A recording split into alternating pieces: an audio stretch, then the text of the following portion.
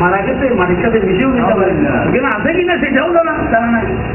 এই কথা যখন বলতে সবাই জুতা সাইডে দিয়ে উঠছো হুজুরকে মারা যায়, হুজুর কি বলছে না। এখন তাড়াতাড়ি লতিফ তারা গিয়ে হুজুর দিকে তারা হুজুরকে মারিস না মারিস না, তোমরা আপনারা এহেরাম করছেন, এহেরাম করা অবস্থায় গলগালিবাদ আসেনি। এখন সবার রক্ত তো গরম হয়ে গেছে, হুজুরকে না মেরে কেউ বলবে না, দাঁড়িয়ে আছে সবাই, যতক্ষণ মাথা হারান ততক্ষণ দাঁড়িয়ে আছে। হুজুর এখন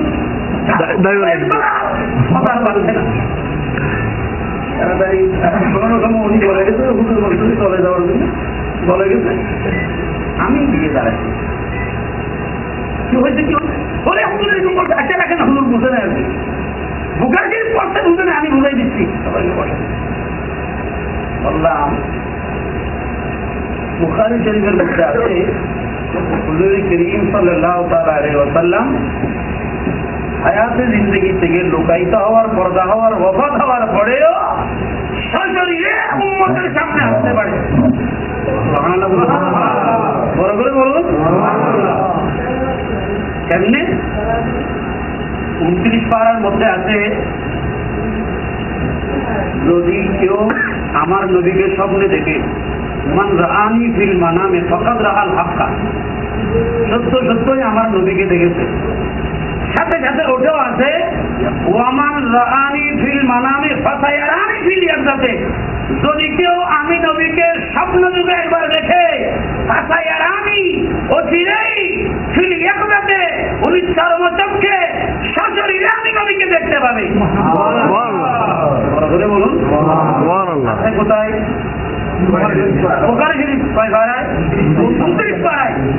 এই কথা তখন আমি বললাম, আরেকজন এখানে মোহতামিম সাহেব ছিলেন, এই কওমি মাদ্রাসার হুজুর বলতেছে, আরে এটা আমি পড়তে খেয়াল তো করি নাই, এটা আমি পড়ছি কিন্তু খেয়াল এই হাদিস এইটা বলছে, আসলে কথা তো ঠিক কথা। সুবহানাল্লাহ বলছেন, নবীকে যদি কেউ স্বপ্নে দেখে, আমার নবীর সশরীরে এসে আবার তাকে দেখা দেয়। সুবহানাল্লাহ। দেখেন আমার নবী জিন্দা কিনা? জিন্দা। আরো জোরে বলুন জিন্দা। জিন্দা। জিন্দা নবী হিসেবে নবীকে দেখার জন্য ওখানে যাবেন, নবীকে দেখার জন্য গিয়ে বসে থাকবেন না, দরুদ শরীফ পড়বেন, বসে থাকবেন না, নামাজ পড়বেন মসজিদে নববীতে, গল্প গুজব এখানে করতেন, ওখানে করবেন না। এখানে একটা গুনাহ করলে, গুনাহ কয়টা? 1 লাখ। গুনাহ কয়টা? 1 লক্ষ। একটা সওয়াব করলেও 1 লাখ সওয়াব। মদিনা শরীফে হুজুর করিম সাল্লাল্লাহু তাআলা আলাইহি ওয়াসাল্লামের দরবারে গিয়ে একটু করে বেয়াদবি করলে সমস্ত ইবাদত ধ্বংস হয়ে যাবে। এবং আমার রাসূলের আজমতের দিকে চেয়ে দেখেন, আল্লাহ রাব্বুল আলামিন একটা সওয়াব করলে 50,000 নেকি দিবেন, কিন্তু একটা গুনাহ করলে একটা গুনাহ। আল্লাহ সুবহানাল্লাহ বলুন না, এটা আমাদের জন্য ভালো না? ভালো। তো সুযোগ যখন পাইতেন ওইখানে গিয়ে যত গুনাহ সব করবেন। দেখেন এটা আমার রাসূলের আজমতের বয়ান। হুজুর করিম সাল্লাল্লাহু আলাইহি ওয়াসাল্লামের দিকে চেয়ে গুনাহ লেখা হয় না, তাই আপনি গিয়ে দরুদ শরীফ পড়বেন। কেন পড়বেন?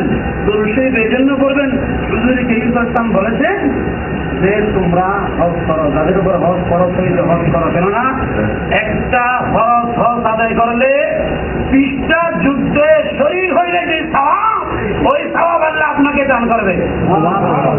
এবং আমার নবীর উপর দরুদ পড়ো, নবীর উপর দরুদ পড়লে এরকম একটা হজের সওয়াব আল্লাহ দান করবে।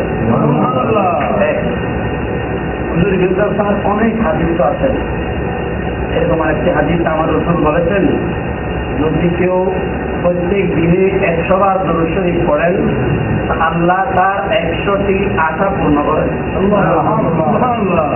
যে আশা করবে, যে দোয়া করবে, যে ফরিয়াদ জানাবে, রব্বুল আলামিন কবুল করবেন। ওখান থেকে 30টি দুনিয়ায় 70টি আখিরাতে। হুজুর করিম সাল্লাল্লাহু আলাইহি ওয়াসাল্লাম বলেছেন, তোমরা আলোকিত দিনে, আলোকিত রাত্রে আমার উপর দরুদ পড়ো। কেন? এই জন্য দরুদ পড়বে, ওই দরুদগুলা আমার কাছে সুবহানাল্লাহ। বাংলাদেশে থাকলে আমার শেষ করে দেয়, আপনি বলেন সামনে আসেন, নবীকে দেখে দেখে পড়ছেন, আমার নবীকে আপনাকে দেখছেন না? আলোকিত দিন এবং আলোকিত রাত বলতে শুক্রবারের দিন এবং রাত। আলহামদুলিল্লাহ, মনে হয় আমরা এবার ঈদের জমা পাইতে পারি। একটা তো আমরা বুধবার যাচ্ছি, বুধবার যখন যাচ্ছি পাইতে পারি, হয়তো সন্ধ্যা হতে পারে। ওই বৃহস্পতিবারের পরে জুমা একটা, বৃহস্পতি শুক্র শনি রবি সোম মঙ্গল বুধ বৃহস্পতি আবার শুক্র। ওই শুক্রবার আল্লাহ যদি করে জানেন এখনো বলা যাচ্ছে না। এমনি সকালবেলা বের হওয়ার নিয়ম, বের হইতে হইতে গাড়ি পাচ্ছে পাচ্ছে গাড়ি তুলতে তুলতে আল্লাহ যদি আমাদেরকে আর একটা জমা মিলাই দেয় পারে না, আল্লাহ বলুন এখনো বলা যাচ্ছে না। হয়তো আমি আশা করছি আল্লাহ দিতেও পারে, সেই জন্য আমরা দুইটা জমা হয়তো ওখানে পাইতে পারি। ওই জুমার দিনে এবং রাত্রে বেশি বেশি দরুদ পড়বেন এবং মসজিদে নববী শরীফের মধ্যে নামাজ পড়বেন। মসজিদে কুবা, মসজিদে কুবায় গিয়ে ওখানেও নফল নামাজ পড়বেন। কেননা হুজুর করিম সাল্লাল্লাহু আলাইহি ওয়াসাল্লাম বলেছেন ওয়াসালাতুন ফি মসজিদে কুবা কা উমরা। এখানে আমরা উমরা করার জন্য কত কষ্ট করি, এই টুপি খুলে ফেলি, আঙ্গারি খুলে ফেলি, গেঞ্জি খুলে ফেলি, প্যান্ট লুঙ্গি খুলে ফেলি, ভিতরে কিছু থাকলে ওটাও খুলে ফেলি। খোলার পরে এহরামের কাপড় করি, মসজিদে আয়েশা বা তানিমে গিয়ে অথবা জিরানা গিয়ে উমরার নিয়ত করে আসি। এসে এখানে 7 তাওয়াফ করি, 7 বার প্রদক্ষিণ করে আমরা তাওয়াফ শেষ করি, ওয়াজিব তাওয়াফ নামাজ পড়ি, আবার সাফা মারওয়া দৌড়াদৌড়ি করি, চুল কেটে তারপর আমরা ঘরে এসে হাবাইতে হাবাইতে হুজুর কিছু থাকলে দেন, অনেক কষ্ট হয়েছে, ওমরা করতে আসছে, বেশি দাম ছিল, বেশি বিল ছিল, বলি না? জি। তারপর একটা উমরার সওয়াব আমরা পাই। আর আমার নবী বলে যাও যাও মসজিদে কুবা শরীফের মধ্যে যাও, ওইখানে গিয়ে 2 রাকাত নামাজ পড়ো। 2 রাকাত নামাজে রব্বুল আলামিন আপনাদেরকে একটা উমরার সওয়াব দিবেন। সুবহানাল্লাহ। হুজুর জোরটা নামাজ পড়ছেন, মদিনা শরীফ যাচ্ছি, হুজুর ওইগুলা ছেড়ে নাকি ওইখানে যাবো? না না, যাইতে হবে না।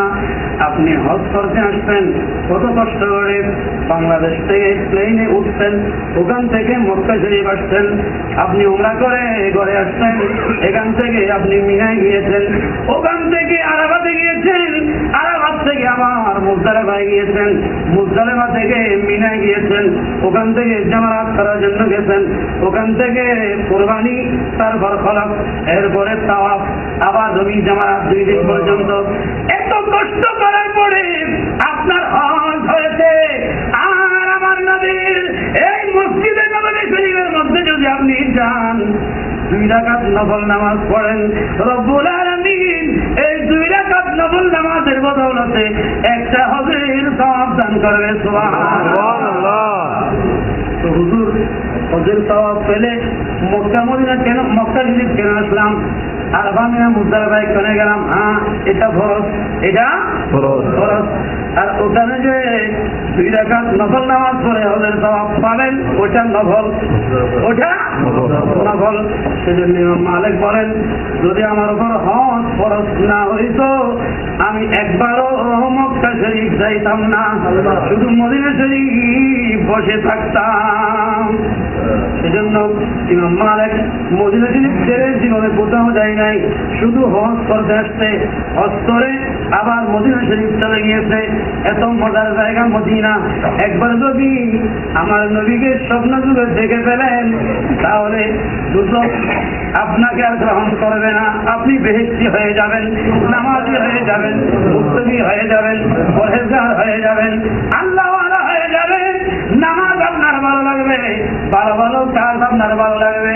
সেজন্য শুধু দোয়া করবেন, আল্লাহ একবার শুধু আমার নবীকে দেখাইয়া দাও। এতদিন আমরা দোয়া করছি কি দেখার জন্য? মদিনা। কি দেখার জন্য? এখন মদিনা শরীফ গিয়ে শুধু দোয়া করবেন, ইয়া রাসূলুল্লাহ একবার শুধু আপনাকে দেখতে চাই, একবার শুধু আপনাকে দেখতে চাই।